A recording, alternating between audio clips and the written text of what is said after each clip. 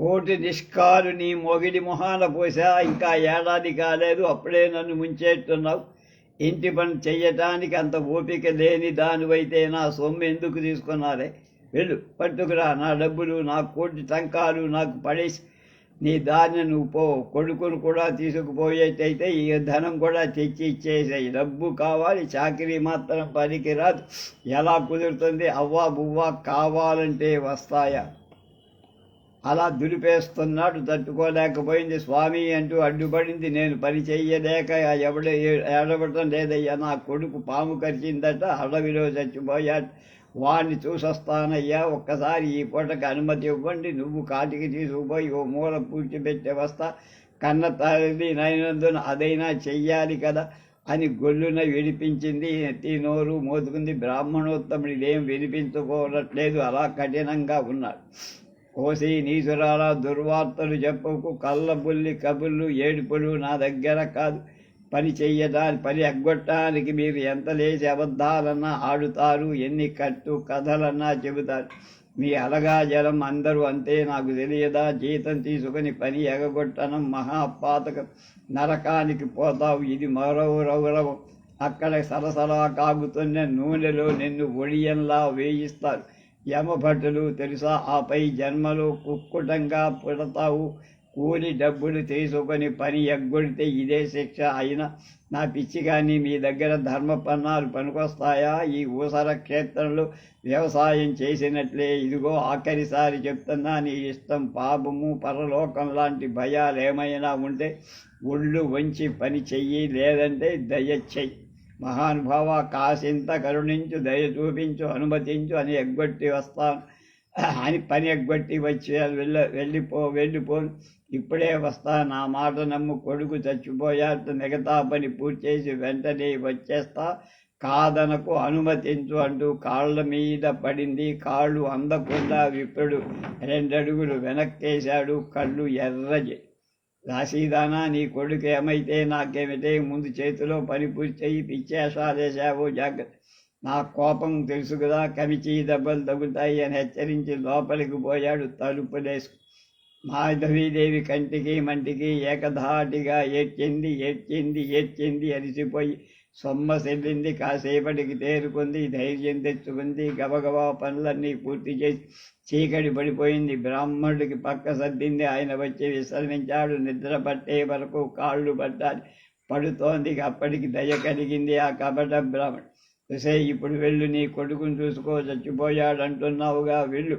దహన క్రియలు అవి పూర్తి చేసి త్వరగా వచ్చేయి. తెల్లవారుజామున పాచి పనికి అందుకోవాలి సుమ.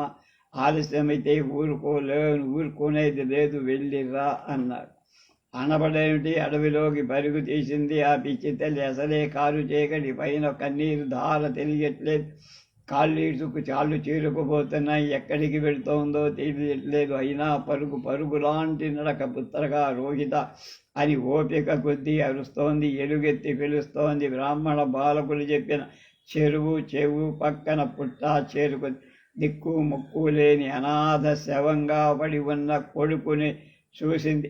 నాయన అంటూ కోలబడి బిడ్డకు అక్కుంచేర్చుకొని దారుణంగా రోధించి వాడి వీపికి అంటిన దుమ్మును ధూళిని గడ్డి పరకలను ఎందుకో దులిపేతోంది. అప్రయత్నంగా దులుపుతోంది, విలపిస్తోంది. తండ్రి, ఒక్కసారి పలకమ.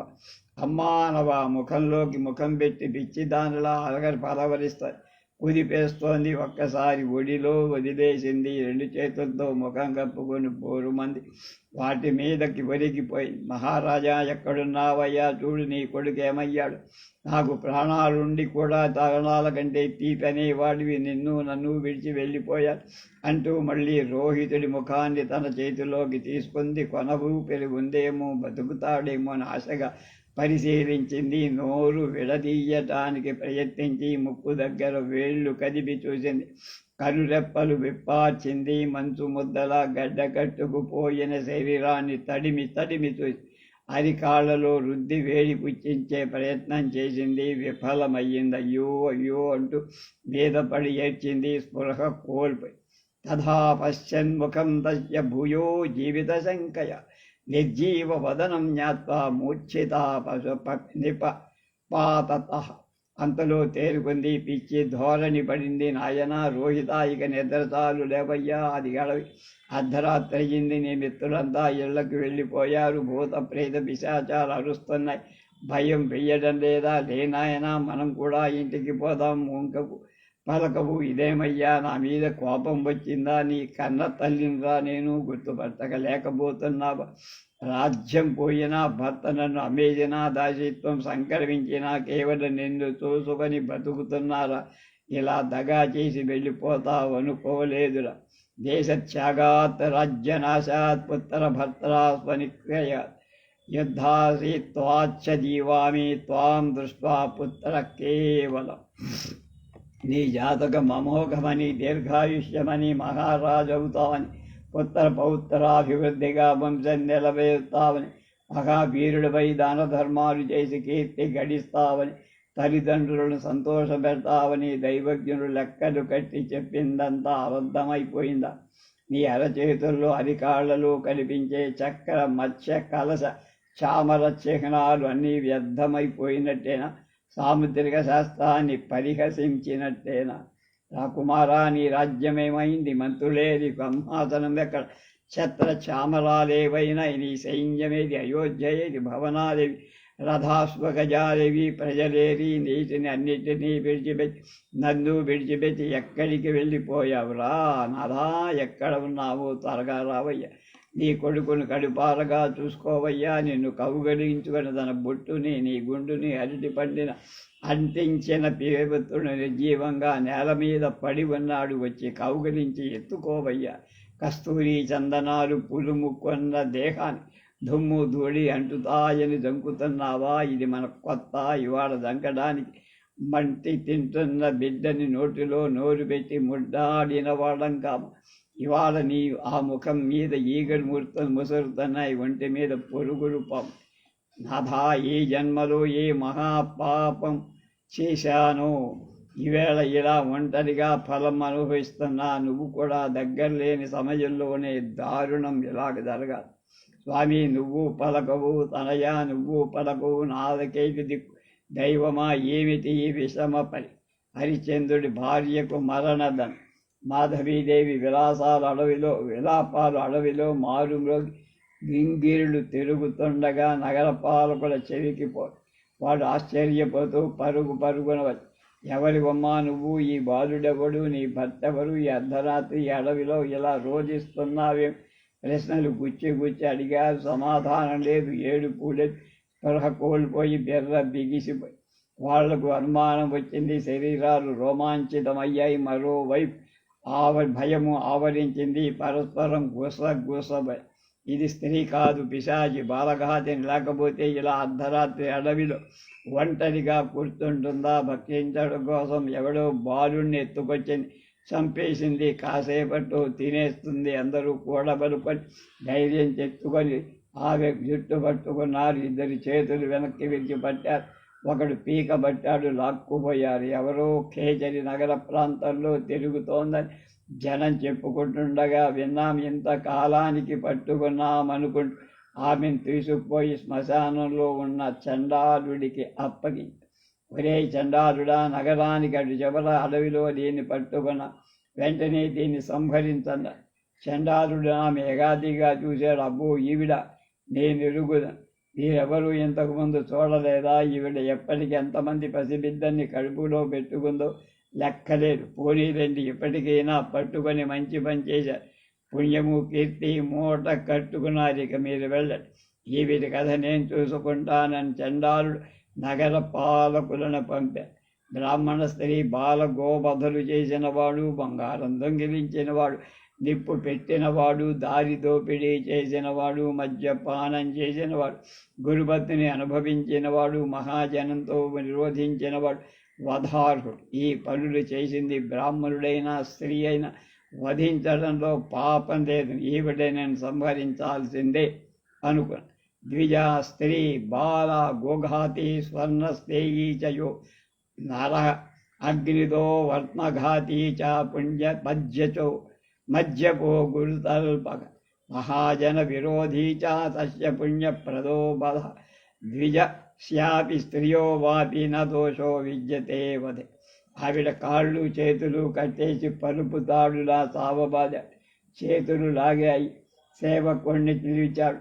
లే దాసాయుటరా, దుష్టరాల్ని సంహరించయ్యో. ఆడదిని సంశయించకు, వెంటనే సంహరించి ఆజ్ఞాపి. స్త్రీని చండాలమాని హరిశ్చంద్రుడు చంపడమా అని హరిశ్చంద్రుడు భయపడిపోయి, స్వామి నేను చంపలేను, మరింకేదైనా పని చెప్పు, ఎంతటి దుస్సాధ్యమైనా చేస్తా అన్నాడు ఖండితంగా. కింకరా భయపడు, ఈవిడ సంహరించడం పాపం కాకపోగా పుణ్యం. అది పసిబిడ్డను చంపి భక్షించే పిశాచి. దీన్ని ఇలాగే విడిచిపెట్టే నగరంలో పిల్లలు మెగరు, రేపటికి జనం మెగలరు, గుర్తుంచుకో అన్న. స్వామి ఆ స్త్రీలను భయం రక్షించాలా కానీ తప్ప సంహరించకూడదు, ఇది మహాపాపమని మహర్షులు ఎందరో చెప్పారు. తెలిసి కానీ తెలియక కానీ స్త్రీని వధించిన మహారౌరవ నరకానికి పోతారు.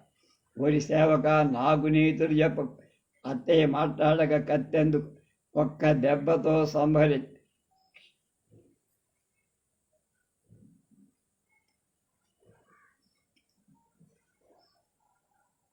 చంపడం వల్ల 10 మందికి బట్టగట్టే.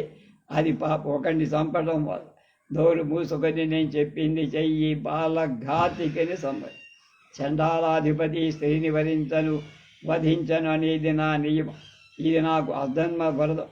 ఇవాళ దాన్ని భంగపరుచుకోవడం నా వల్ల. దుష్టుడా, నేను నీకు అధిపతిని. స్వామి కార్యం కన్నా నీకు స్వీయ వ్రతం గొప్పదా? తాత ఇందులో 2 mgలే ఉంటాయంట, ఒకటి ఇదిను ఇంకోటి 40 mg. ఆయన ఏమన్నాడంటే ఇదే వేసుకోండి, 40 mg వేసుకుంటే టాయిలెట్ ఎక్కువ వస్తుంది, ఇదే వేసుకోండి, ఇదే 20 mg ఇది ఒకటి వేసుకోవద్దా? ఒకటే అలా. సరే, ఇంకోటి 40 తెప్పించాడు బయట నుంచి కూడా, అది 40 mg ఉంది. ఇది 20? నాకు కావాల్సింది అది. కొట్టేదా డబ్బు లేదా? కొట్లా సరే, తర్వాత కొడదాం. ఈవినింగ్ అలాగే మమ్మల్ని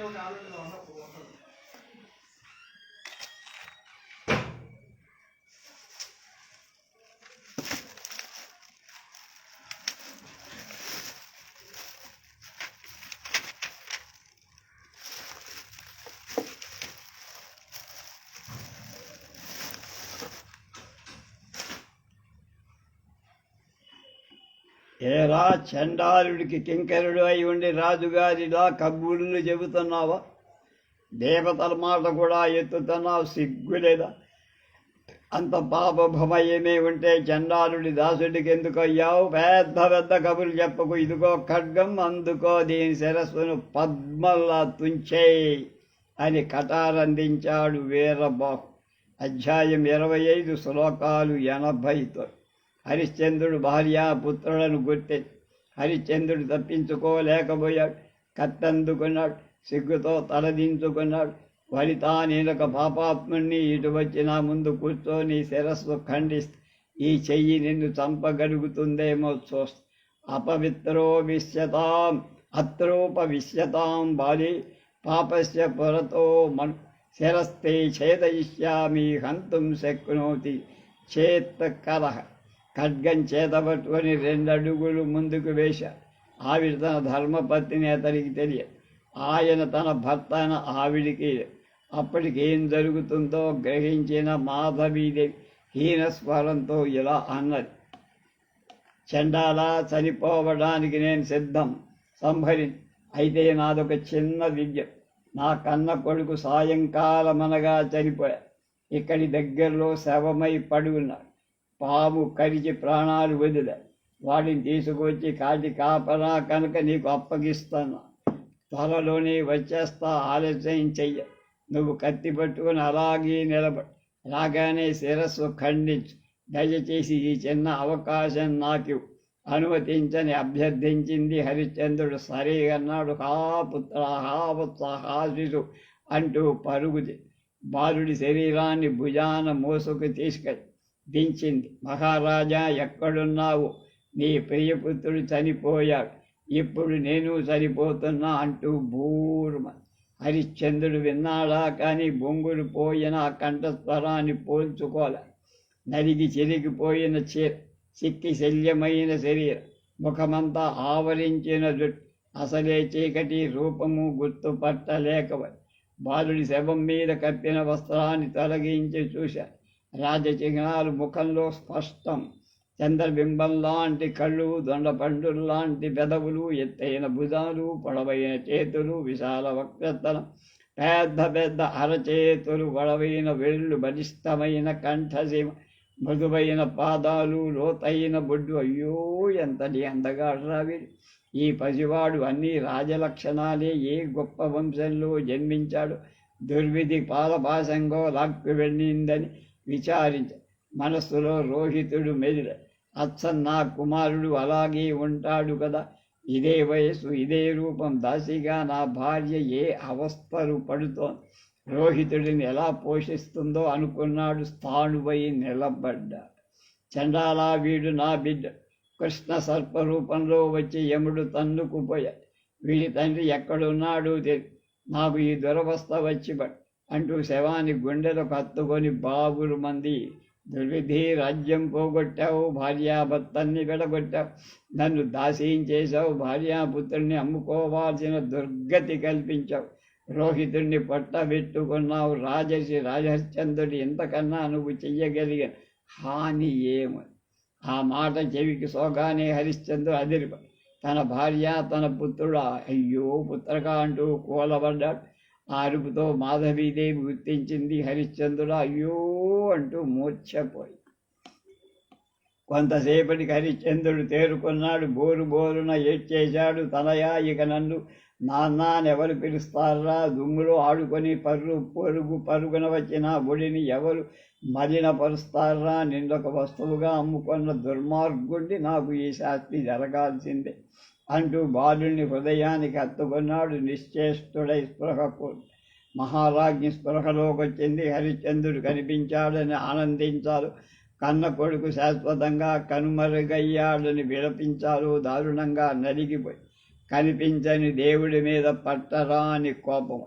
దుష్టదైవమా, కరుణారహితుడా, నిర్మర్యాదుడా అంటే మర్యాద లేనివాడా, జుగుప్సితుడా, ఇంద్రతుల్యుడైన హరిశ్చంద్రుని స్వపచుడిని అంటే మాంసం తినేవాడిని చేశావు. రాజ్యం పోగొట్టి మిత్రుడిని దూరం చేసి భార్యాపుత్రుని అమ్ముకునే పద్ధతి కల్పించి దుర్దశ కల్పించి చివరికి ఇలా చండాలుణ్ణి చేశావు. మహారాజులతో సేవలందుకున్న చక్రవర్తికి చండాల దాన శ్వాసత్వం. సామంతరాజులు తమ ఉత్తరీయాలలో నేల తుడిచి బహుపనాకులు చెబుతూ ఉంటే టీవిగా నడిచి వెళ్ళిన మహానుభావుడు శ్మశానంలో కపాలాలు, కొండ పెంకులు తన్నుకుంటూ తెరగాల్సి వచ్చిందా? దైవాన్ని కఠోరంగా నిలదీసి భర్త కంఠాన్ని గాఢంగా కౌగలించు. మహారాజా, ఇది కళా, నిజమా? నమ్మలేకపోదు. నువ్వు ఏమనుకుంటున్నావు? నా మనసు బండబారి నిశ్చయంగా తెలుసుకోలేకపోతే. ఏమైనా ధర్మ మార్గాన పయనించేవాడి మానవుడే కాదు, దైవం కూడా సహకరి. ఇది జీవితం. గోబ్రాహ్మణ దేవతా పూజ, సత్యవాక్య పరిపాలన ఇవన్నీ స్వర్గం వ్యర్థం. ధర్మం అనేదే లేదా.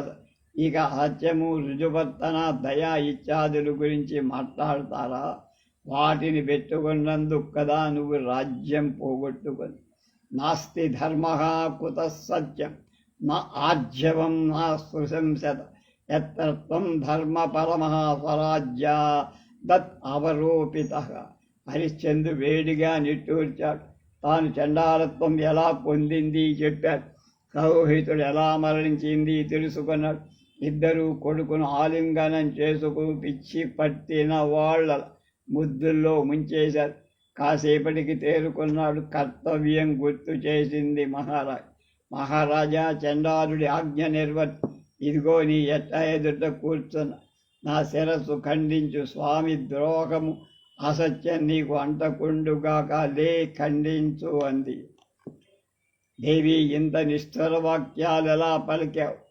పలకడానికి ఆవశ్యకమైన పనిని నేను ఎలా చెయ్యగా? కథం ప్రియే త్వయా ప్రోక్తం వచనం త్వతినిష్ఠ. యద్ అశక్యం భవేద్వక్తుం తత్కర్మ క్రియతే కదా. మహారాజా నిరంతరం నిష్ఠతో గౌరీదేవిని అర్చించానే, దేవ బ్రాహ్మణ పూజలు చేశా. వీటికి ఏదైనా ఫలితమంటూ ఉంటే వచ్చే జన్మలో కూడా నువ్వే నా భర్తవి కావా. దేవి, ఈ దుఃఖాలికనే భరించద. ప్రాణాలు తీసుకుందామంటే నా మీద నాకు అధికారం. చండాలుడి అనుమతితో అగ్నిలో దూకుతా, లేకపోతే పునర్జన్మ కూడా అదే కావచ్చు. నరకం వస్తే రాని, ఎంతకంటే అదే నయం. పుత్రుడి చితాగ్నిలో నేను మరణిస్తా. నన్ను క్షమించు, దయచేసి అడ్డు చెప్పకు. నువ్వు వెంటనే బయలుదేరి బ్రాహ్మడు ఇంటికి వెళ్ళిపో. నేనేమైనా దానాలు ధర్మాలు చేసి ఉంటే పరలోకంలో మళ్ళీ మనం ముగ్గురం కలుద్దాం. మహారాజ్యవి అనే భావంతో ఆ బ్రాహ్మణుడు ధిక్కరించకు సుమ. అధికారంటే దేవుడితో సమ. సర్వాత్మన సేవించి సంతోషం పెంచాలి. రాజపత్రీతి గర్వేణ నానజ్ఞేయ సమే ద్విజ సర్వయత్నేనోష్య స్యాత్ స్వామీ దైవవత్సుతే దైవవత్సుభే. రాజర్షి, నేను నీతో పాటు చితాగ్నిలో ప్రవేశిస్తా. కష్టాలు భరించి అలసిపోయా. ఇక నా వల్ల కాదు. నీతో పాటు మరణించడం నాకు మంచి. అసలింకా మనం ఎవరి కోసం బతకాలి మహారాజా? స్వర్గమో నరకమో కలిసే అనుభవి. పద, చితి పేర్చుకుందామంది. హరిశ్చంద్రుడు మాట్లాడ మౌనంగా అంగీకరించాడు. అధ్యాయం 25, శ్లోకాలు 74. వాటి భావమంతా చెప్పారు. హరిశ్చంద్రుడికి బ్రహ్మాది దేవతలు ప్రత్యక్షమవ. చీకటికి అలవాటు పడ్డాయి కళ్ళు.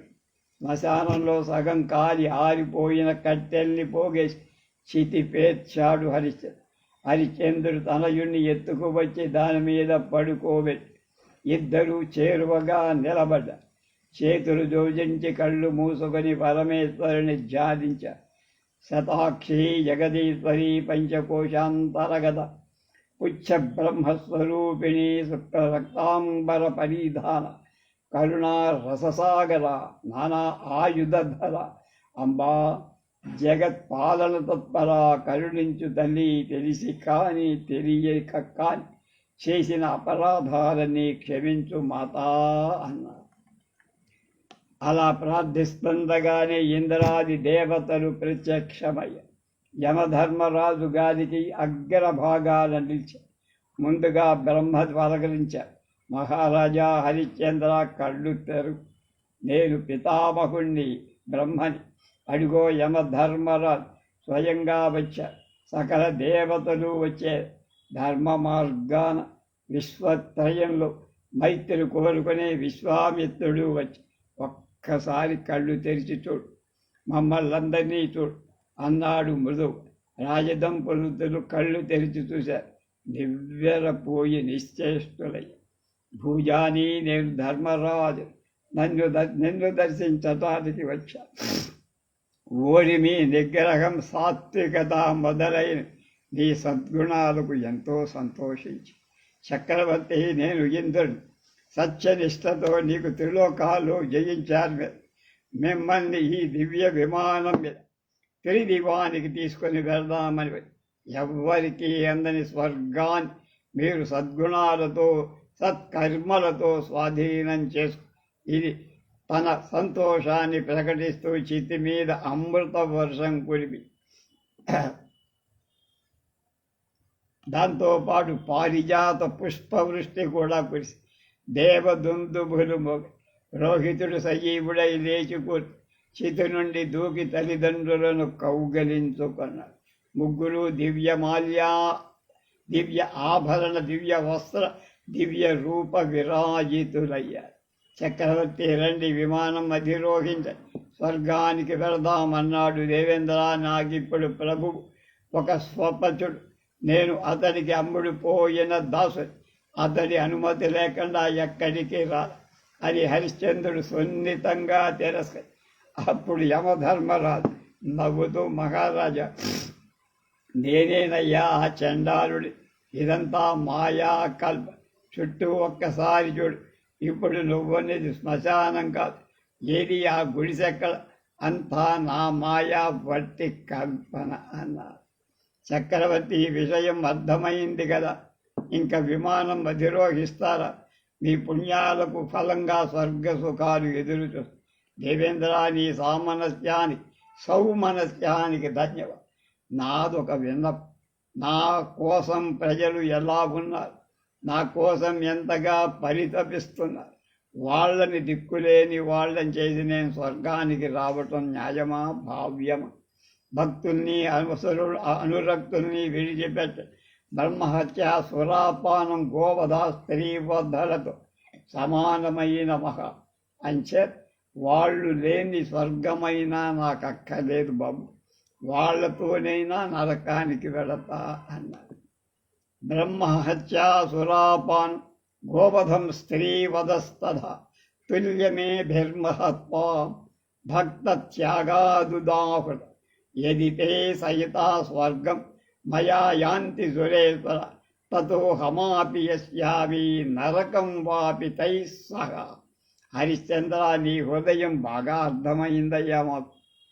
నీ కోరిక తీర్చడానికి అభ్యంతరం లేదు, కానీ వాళ్ళ పుణ్యపాపాలు వేర్వేరుగా ఉంటాయి.